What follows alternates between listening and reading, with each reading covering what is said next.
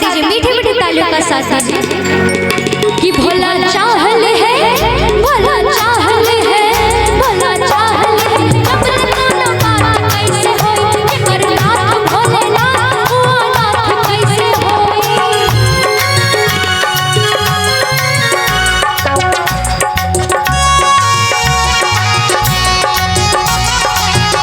जय हो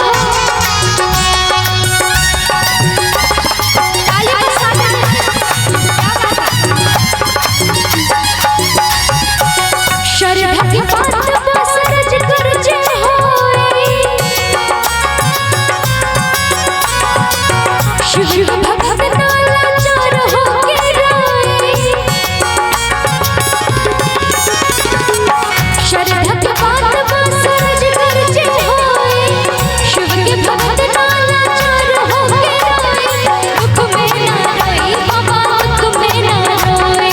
दुख में ना रोई बाबा, दुख में ना रोए। बिन जिंदगी के